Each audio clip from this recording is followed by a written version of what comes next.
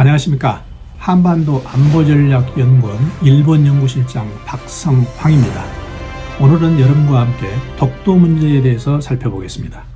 제가 독도 문제에 대해서 말씀드리는 이유는 두 가지가 있습니다. 하나는 한일 관계가 지금 악화되고 있습니다. 그리고 한일 관계가 앞으로도 계속적으로 악화될 가능성이 있습니다. 우선 최근 1월 달에 위안부 배상 판결 문제가 나왔고, 그리고 2년 전에 강제징용 배상 판결 문제가 나와서 그게 일본 기업의 현금 자산화 문제가 아직 해결이 안 된 문제입니다. 또 하나, 우리 이 반도체의 소재 부품의 수출 규제가 계속되고 있고, 화이트리스트 문제도 계속 펜딩되어 있습니다. 거기에 또 지소미아 문제가 있습니다. 결국 이런 여러 문제가 있기 때문에 한일 관계는 여러 가지 넘어야 될 산이 많습니다. 그래서 이 문제가 해결되려면 한일 관계가 굉장히 획기적인 전환점이 필요한데 아직은 어렵다고 보고 있는 겁니다. 이런 차원에서 제가 독도 문제가 한일 관계가 심상치 않기 때문에 계속 거론되고 우리가 독도 문제를 주시해 봐야 된다는 얘기입니다. 크게 독도 문제를 제가 두 가지 측면에서 여러분들한테 말씀드리고자 합니다. 하나는 지금까지 역사적으로나 학술적인 측면에서는 이미 우리 한국의 학자들이 많이 검토를 해놨습니다. 그리고 명백히 우리 영토인 게 증명이 됐습니다. 하지만 우리가 현실적이고 실리적인 측면에서 아직 해결이 안 됐습니다. 왜 그러냐면은 일본이 아직도 샌프란시스코 조약에 의거해서 계속 주장을 하고 있고, 또 하나는 한반도 안전보장의 문제에 대해서 제가 거론을 드리는 겁니다. 저희 한전연 한반도 안보전략연구원은 국제 정세에서 한반도 안보에 관한 문제를 심도 있게 분석하고 계속 난상 토론을 하면서 여러분들에게 그 대응 방안을 지금 제시하고 있습니다. 제가 일본 연구실장으로서 일본에서 어떤 문제가 거론이 될 것인가, 전체적으로 한반도 안전보장에 있어서는 지금 북한의 핵과 미사일 문제가 가장 우리 초미의 관심사입니다. 그 두 번째 문제가 그럼 어딘가? 북한을 제외하면 일본, 러시아, 미국, 중국인데 이 나라들 중에서 가장 우리 한반도 안전보장에 크게 문제가 되는 문제는 아무래도 독도 문제라고 말하지 않을 수 없습니다. 그래서 제가 여러분들한테 독도 문제를 이 두 가지 측면에서 현실적, 실리적인 면과 한반도 안전보장의 주요 이슈라는 점에서 여러분들한테 거론을 하고자 합니다. 그래서 2회에 걸쳐서 여러분들한테 말씀을 드리는데, 오늘은 그 첫째 날로서 우선 독도의 지정학적 중요성, 그리고 일본의 과거 군사 외교 전략, 그리고 우리 한국의 지금까지의 독도 수호 의지에 대해서 오늘 유튜브에서는 말씀드리고, 다음 유튜브에서는 독도에서 만약에 군사 충돌이 일어났을 경우에 어떤 가상 시나리오가 있느냐, 그래서 지금의 현대 장비, 한국과 일본의 해상 자위대와 우리 한국의 해군과 또 한국의 해양경찰과 일본의 해상보안청의 그 자료로서 관련 장비, 그리고 지금 있는 운영 면에서 어떤 독도의 군사 충돌 시 진행 과정이 될 건가, 가상 시나리오를 여러분들한테 바로 말씀드리고, 그리고 마지막으로 여러분들한테 우리가 독도를 계속 지키려면 우리가 어떤 자세로, 그리고 어떤 대외적인 노력을 해야 되는가, 그리고 우리가 국내적으로 어떤 노력을 해야 되는가, 그 부분에 대해서 말씀을 드리겠습니다. 그래서 오늘 첫 번째 날로서 오늘은 먼저 독도의 지정학적 위치에 대해서 여러분들한테 간단히 설명을 드리겠습니다. 독도가 역사적으로나 학술적으로는 우리의 땅이 이미 증명이 됐습니다만, 지금 국제적으로 가장 통용이 되고 있는 것은 가장 최근의 국제조약이 어떻게 규정이 되어 있는가, 이게 국제적으로 통용이 되고 있는 겁니다. 가장 최근의 국제조약은 샌프란시스코 강화조약입니다. 그런데 이 샌프란시스코 강화조약을 우리가 면밀히 살펴보면 우리가 과연 독도에 대해서 확실히 우위에 있다고 말할 수 없다는 것을 우리가 알 수 있을 겁니다. 왜 그러냐? 샌프란시스코 조약은 1952년 4월에 체결이 됐는데 그 당시에 독도가 빠져 있습니다. 그러니까 독도는 한국 영토도 일본 영토도 아니라는 이 애매하게 처리가 됐다는 겁니다. 샌프란시스코 조약의 처리 과정을 잠깐 여러분들한테 설명을 드리면, 우선 샌프란시스코 조약은 1차부터 7차까지 회의가 있었는데 1차부터 5차 회의에서는 한국의 독도가 포함된 걸로 돼 있었습니다. 그런데 6차 회의에서 독도가 일본으로 귀속이 되어 있습니다. 그런데 여기에서 영국과 호주가 강력히 반발해서 이걸 제외를 하고 7차 회의, 마지막 회의에서는 한국도 일본도 독도 귀속 여부가 결정이 안 된 상태로 샌프란시스코 회의에서는 유야무야 됐다는 겁니다. 그래서 미국의 입장이 굉장히 여기서 애매한데, 물론 그 당시에 여러 가지 이유가 있었죠. 가장 중요한 건 이겁니다. 샌프란시스코 강화조약이 원래대로 하면은 징벌조약이 됩니다. 패전국에 대해서 징벌조약이 돼야 되는데 샌프란시스코 강화조약은 비징벌조약입니다. 왜? 1945년 이전에는 소련이 연합국으로서 미국과 같은 편이었는데 1945년 이후는 미국의 가장 강력한 적으로 대두가 돼서 연합국에서 적대국으로 소련의 위치가 바뀐 겁니다. 그래서 북동지역에서 소련을 방어하기 위해서는 미국과 일본이 손을 잡을 필요가 있어서 1952년 당시에는 미국과 일본이 동맹을 맺는 그런 단계이기 때문에 샌프란시스코 강화조약이 일본한테 굉장히 유리하게 됐다는 거죠.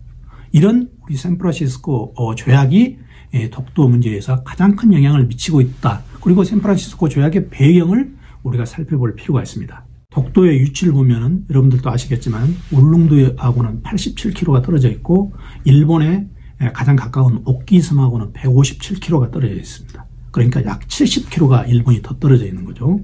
독도가 또 하나 요즘 부상을 할 수밖에 없는 이유가 있습니다. 지금 지구온난화가 굉장히 심각하게 진행되고 있죠.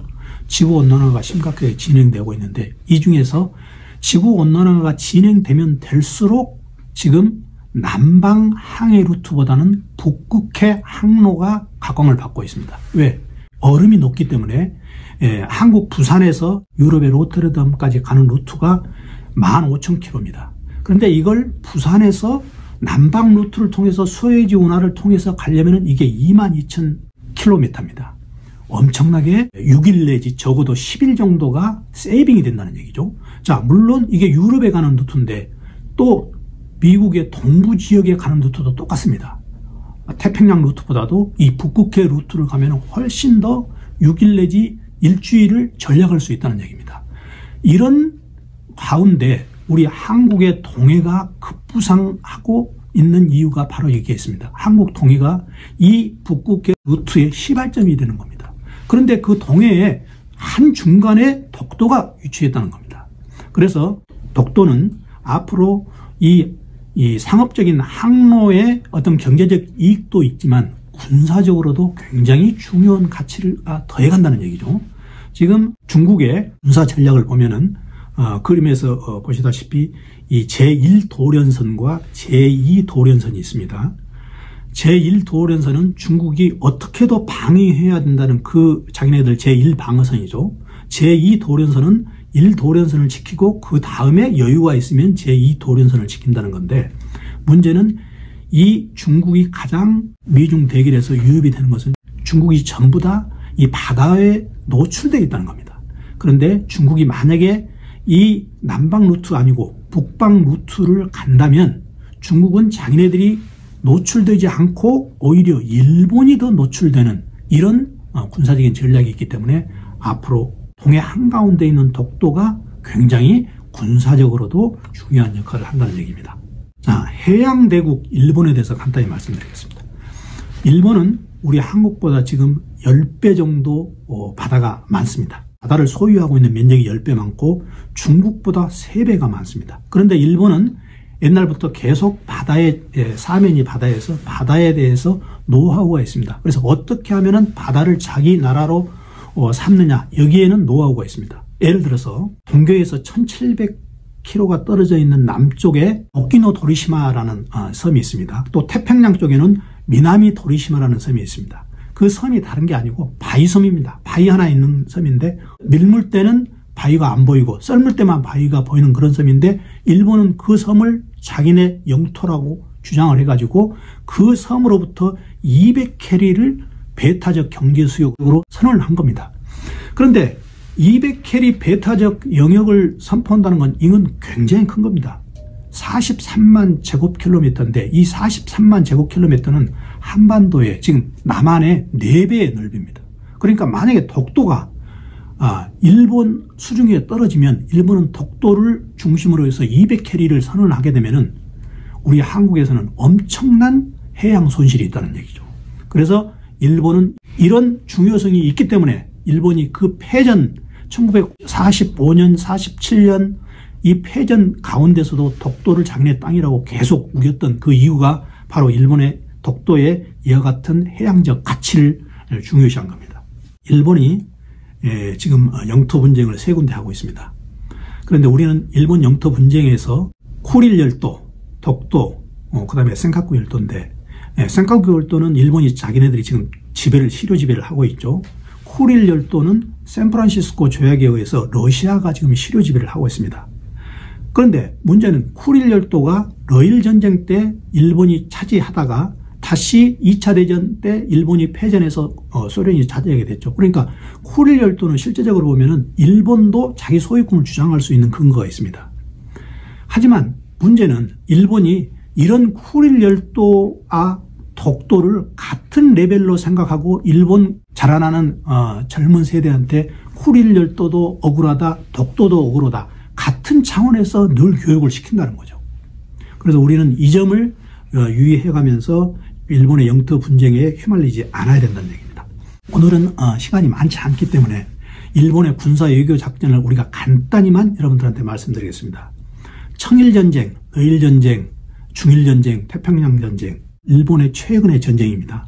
이 최근의 전쟁의 가장 큰 특징은 뭐냐면은 일본이 선제 공격을 한다는 겁니다. 상대방의 의표를 찔려서 선제 공격을 한 다음에 상대방 주력 부대를 마비시켜 놓고 그 다음에 일본이 유리하게 한다는 거죠. 러일전쟁 그렇고 중일전쟁 그렇습니다. 또 태평양전쟁은 여러분들이 더 잘 기억을 하시리라고 합니다. 진주만 기습 있죠. 자, 이런 일본의 군사 전략은 바로 뭐냐? 언제든지 일본은 자기네 나라가 불리할 때 상대방을 선제 공격할 수 있다. 기습 공격을 할 수 있다. 그것도 의표를 찔러서 공격할 수 있다는 것을 우리한테 암시를 해주는 겁니다. 최근 독도를 유시해서 여러 가지 얘기가 있습니다만 주변 환경을 살펴보면 우리는 한미동맹이 있습니다. 1953년부터 한미동맹이 있고 미일동맹도 있습니다. 미일동맹은 1952년부터 있습니다. 그런데 독도가 침략을 받으면 우리는 한미동맹으로 미국이 우리를 도와줄 것이다. 물론 굉장히 좋은 생각이고 또 우리가 건전한 생각입니다.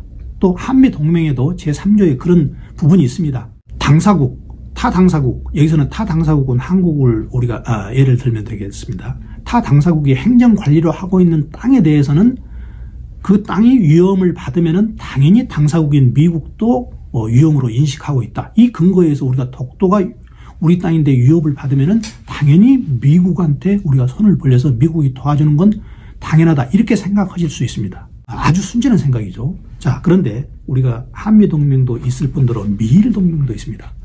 미일동맹은 지금 지구상에서 가장 강력한 동맹입니다. 일본이 미일동맹을 강력하게 지금 구성하고 있는 이유가 있습니다. 간단히 말씀드리면은 일본 문화권이 하나밖에 없기 때문에 일본은 반드시 어느 시대에나 그 시대의 패권 국가하고 조인을 해왔습니다. 과거 영일동맹, 영국이 가장 잘 나갈 때, 해가 지지 않는 나라일 때 영일동맹으로 일본이 영국과 손을 잡았죠. 그리고 그 다음에는 독일이 제2차 세계대전 때 가장 급부상을 하게 되니까 독일과 손을 잡고 연합국에 대응해서 추축국의 일원으로 했죠. 자, 그 다음에 미국이 2차 대전 이후에는 강해지니까 미국과 손을 잡습니다. 미일 동맹은 앞으로도 굉장히 더 강해질 가능성이 많습니다. 그런데 문제는 한미 동맹과 미일 동맹이 충돌할 경우가 굉장히 많다. 특히 독도 문제를 놔두고 충돌할 경우, 그럴 경우에는 미국이 과거 독도 문제에서 샌프란시스코 문제에서 처리한 게 있기 때문에 미국은 어떻게 보면은 중립의 위치를 자기네들이 고수할 가능성이 많습니다. 그것도 한미 동맹이 어느 정도 기능을 할 때 중립의 위치지, 한미 동맹이 미일 동맹과 너무 현격하게 차이가 날 때는 미국은 당연히 독도 문제 분쟁이 났을 때 일본의 편을 들 가능성이 굉장히 많다는 얘기죠.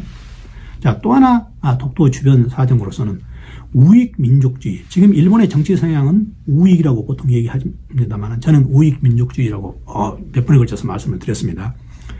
우익 민족주의 성향의 이 사람들이 독도 문제에 대해서 나오기만 하면은 이 사람들이 굉장히 핫 이슈로 생각을 하고 있습니다. 그래서 일본의 정치 성향, 우익 민족주의가 앞으로도 계속 강화해야 될 가능성이 많고, 특히 마루오카 호다카 같은 일본 젊은 의원들은 독도를 전쟁을 해서라도 뺏어와야 한다, 이런 생각을 가지고 있습니다. 그런데 이상하죠. 전후 세대가 왜 우익 민족주의 성향이 더 강할까? 우리는 여기를 냉정하게 살펴봐야 됩니다. 오히려 전쟁 세대는 전쟁에 대해서 참가도 했지만 전쟁에 패해서 반성과 후회도 하는 세대입니다. 그런데 이 전후 세대들은 앞에 전쟁 세대에서 일본이 침략했다는 내용을 가르치지 않고 또 왜곡해서 가르치기 때문에 이 사람들은 왜 독도 문제, 후릴 열도 문제에서 자기네들이 땅을 뺏겨야 되는지 여기에 분노만 할 뿐이지 과거 역사를 알려고 하지 않는 세대입니다. 그렇기 때문에 이 사람들이 더욱더 우익 민족주의 경향이 심하다는 얘기죠. 거기에는 일본 정부의 우익 민족주의 방향으로 유도해가는 그런 정책도 많이 좌우하고 있습니다. 실제적으로 일본의 방위백서는 지금 거의 16년째 독도를 일본 땅이라고 계속 주장을 하고 있습니다. 그러면서 자기네들은 독도의 경제적 이익, 독도의 어떤 군사적 요충지로서 역할, 이걸 강조를 하고 있습니다. 계속 방위백서, 일본 외교청서, 그리고 일본 교과서에서 독도 문제를 계속 자기네 땅이라고 얘기를 하고 있으니까 일본 젊은 세대들은 그렇게 생각할 수밖에 없다는 거죠. 최근 들어서 독도 문제가 중국과 러시아가 합류해서 또 문제를 계속 일으키고 있습니다. 바로 1개월 전인가 또 바로 중국 러시아 군용기가 우리 카디스를 침범한 사례가 있죠. 바로 이게 울릉도 독도 연안입니다. 그런데 일본에서는 이 독도 문제에 대해서 늘 자기네 땅이라고 주장을 하면서 여기에서 자기네들이 또 중국과 러시아에 대해서 항의를 하고 있습니다. 마치 독도가 자기네 땅이라고 생각하면서. 이와 관련해서 마지막으로 우리가 얼마만큼 독도 수호 의지가 강한가에 대해서 말씀을 드리겠습니다. 이승만 대통령은 여러 가지 역사적으로 평가를 받고 있습니다. 특히 말년에 어떤 부정부패가 심각해서 독재자로서 낙인이 찍혀 있죠. 그런데 우리가 이승만 대통령을 하나 평가할 부분이 있습니다. 독도 수호 의지만큼은 우리가 분명히 평가를 해줘야 됩니다. 왜 그러느냐?